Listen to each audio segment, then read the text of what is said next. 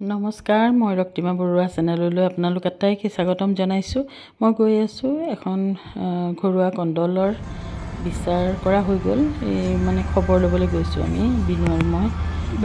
লৈ গৈছে ইফালে যাব লাগিব, এইটো বাৰেগাঁও বুলি কয়।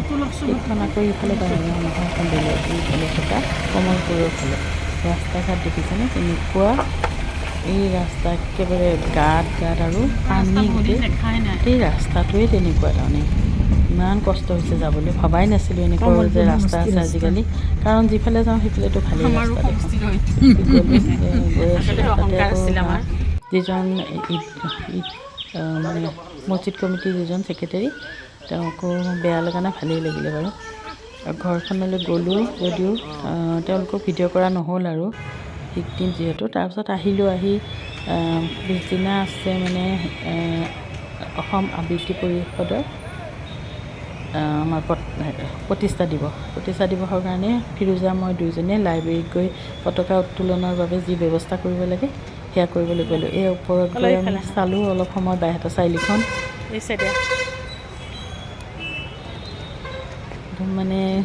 আগৰ বাইহাটা চাৰিআলি নাই আৰু একেবাৰে বেলেগ হৈ গ'ল। গোটেই ৰাতি পোহৰত দেখিছেনে, ধুনীয়া দেখি, এনেই ধুনীয়া লাইটে চাইটে, কিন্তু তলখন গেলি গৈছে বাইহাটা চাৰিআলি। চাৰিওফালে জাবৰে জোঁথৰে পানীয়ে, গেলা পানী পচা গোটেইখন একেবাৰে আগুৰি ধৰিছে। আগৰ বাইহাটা চাৰিআলি দমকলবিলাকত পানী ওলাই থাকে, কিন্তু গোটেইবিলাক একদম ফটফটীয়া আছিলে, একদম বন চন পথাৰ সমাৰ একদম ধুনীয়া। এতিয়া কিন্তু অকণমান পানী হ'বহে লাগে, গোটেই ৰাস্তা ঘাট ভৰি যায় আৰু কি যে দুৰ্যোগৰ দিন বুলিয়ে ক'ব লাগিব। আৰু যি নহওক পতাকা চতকা তুলিবৰ কাৰণে আমি ঠিককৈ গ'লোঁ। অৱশ্যে এইবিলাক ঠিকেই থাকে, পতাকা তোলাৰ এইডাল আছেই, আৰু লগতে ৰছী চছী চব যোগাৰেই হৈ থাকে, মাত্ৰ আমি পতাকাখন তুলি দিলেই হয়। কমল আৰু শ্যামলো আহিব, আৰু বিশেষ মানুহ মাতা নাই, মাতিলে অলপ আতিথ্যৰো কথা পাতেতো, সেইকাৰণে আমি অনুষ্টুপীয়াকৈ কৰি থ'ম বুলি ভাবিছোঁ। আৰু যিসকলক মাতা যায় সকলোৱে কামতে ব্যস্ত, বিভিন্ন কাম সকলোৰে, গতিকে আৰু বেছি মানুহ মাতা নাই। সেইকাৰণে এইখিনিকে আমি কৰিলোঁ। এয়া ৰাতিপুৱাই ফটোৱে তুলিলোঁ আৰু ভিডিঅ' কৰা নহ'লে, আৰু আহিলোঁ আমি গোটেইখনে ভূপেন হাজৰিকাদেৱৰ প্ৰতিচ্ছবিত মাল্যাৰ্পণ কৰি আমি পতাকাখন উত্তোলন কৰিলোঁ। আৰু এই যিটো আবৃত্তি পৰিষদ আছে, ভূপেন হাজৰিকাৰ জন্মদিনৰ দিনা 50,000 শিল্পীয়ে গান গাব। আবেলি আকৌ গ'লোঁ জ্যেষ্ঠ নাগৰিকৰ আমাৰ প্ৰতিষ্ঠা দিৱস। সেইটো আগতেই হ'ব লাগিছিলে 16 তাৰিখে মোৰ জন্মদিনৰ দিনা, কিন্তু বিভিন্ন কাৰণত ঈদ থকাৰ কাৰণে পিছুৱাই দিয়া হ'ল। এয়া আহি গ'ল আমাৰ মদন দা, কুঞ্জ বাইদেউ আৰু হিৰণ খুৰী আহিলে ই ৰিক্সাখনতে। মই আকৌ একদম খোজকাঢ়ি আহিলোঁ, জপংকৈ গোটেইখন পানী। এইবুলি আৰম্ভ হ'ল বহাৰ বহুত সময় পিছত হ'ল বাৰু। বহুত অসুবিধা, পানীৰ কাৰণেও হৈছে অসুবিধা অলপ। পানী হৈ গৈছে, লাইন নাছিল। আমি এতিয়া আৰম্ভণি হ'ল আৰু খোৱা বোৱা আৰম্ভ হ'ল। তাৰপিছতে আকৌ যাম এটা বেলেগ ঠাইলৈ, নিমন্ত্ৰণ আছে আৰু সোনকালে যাব ওলাইছোঁ গ'লে দুইফালে বনিয়া চুপাৰ দুইটা ৰাস্তা এনেকুৱা বেয়া নহয়, বোকা কেনেকৈ খুচি খুচি যাম, আহোঁতে বোকা খুচি খুচি আহিলোঁ। সেইকাৰণে যাওঁতে মই অকণমান পোহৰ থাকোঁতে ওলাই গ'লোঁ, কাৰণ ইহঁত ৰখি আছে, বিনু, ৰেণু, নিৰা আৰু প্ৰাঞ্জলি ইতিমধ্যে গৈ পাইছেগৈ কমৰুণৰ ঘৰ। আমাৰ নিমন্ত্ৰণ আছে আৰু এয়া চাহ আনি দিলেহি।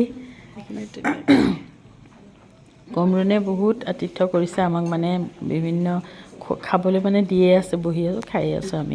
আমি এনেকৈ লগ হ'লে ক'বই নোৱাৰোঁ, সময়টো বহুত সময়ে গৈছে, কিন্তু এনেকুৱা আমাৰ কথাৰ শেষেই নাই। ৰেণু আকৌ আহিলেগৈ উমৰা হজত গৈ পেলাই, এইবিলাক কথাও পাতিলোঁ। এয়া পোলাও ৰেডি হৈ গ'ল। ঈদ বুলিলে পোলাওটো হ'লেহে যেন সম্পূৰ্ণ হয়, এনেকুৱা লাগে। মাংস চাংস নাথাকোকেই লাগে, পোলাওখিনি যদি থাকে আৰু ভাষা নাই আৰু ক'বলৈ। আৰু পোলাওটো মোৰ মায়ে বহুত ভাল বনাইছিল, ধুনীয়া বনাইছিল। এই পোলাও বনালে মোৰ মনত পৰে মালৈ। আমাৰ মাহঁতে চচপেনতে বনাইছিল যদিও ইমান ধুনীয়া সুস্বাদু আছিলে নহয়। আজিও বৰ ধুনীয়াকৈ বনাইছে কমলনে। মাংস আছে, মাংস মই নাখাওঁ, কিন্তু পনীৰ বনাইছে মোৰ কাৰণে, পকৰি, চাটনি, বিভিন্ন আৰু এই দেখিছে সোমাই যাওঁ বনাই আছে। বাইদেউকো আহিছে তাই, শাহুৱেকো আছে। গতিকে আমি মানে বিভিন্ন কথা মহলা মাৰি গমেই পোৱা নাই সময়বোৰ কেনেকৈ গ'ল। 4:30, 5টা বজাৰ পৰা 9টাই বাজে প্ৰায়। নিৰও আহিলগৈ যোৰহাটৰ লেখিকা সমাৰোহৰ এইবাৰ মূল কমিটিত ৰাখিছে সিহঁতক, সেইকাৰণে তালৈ গৈছিলে। তাৰপৰা আজি আহি উপস্থিত হ'ল আৰু ৰেণুও গৈছিলে হজত, সেইকাৰণে বহুত কথা শিকিবলৈ আছে বা শুনিবলৈ আছে আমাৰ। আজি পাইছোঁ আৰু গোটেইবিলাকে সেইবোৰকে আলোচনা কৰি মানে কেনেকৈ সময়বোৰ গৈছে গমেই নাপাওঁ। আমি মানে একদম জানো বন্ধুহে এনেকুৱা লাগে। বয়সৰ আমাৰ বহুত তাৰতম্য সকলোৰে, কিন্তু কথা বতৰা দি আমি মানে একেবাৰে বন্ধু হৈ থাকোঁ আৰু গোটেই ইজনীয়ে কথা সিজনীয়ে মানে কেইদিনমান লগ নাপালে বহুত বেয়া লাগে। সেইকাৰণে মাজে মাজে আমি লগ হৈ থাকোঁ। আৰু আমাৰ মানে বেলেগৰ কথা কৈ সময় অপব্যয় কৰাৰ কোনো নিয়মেই নাই।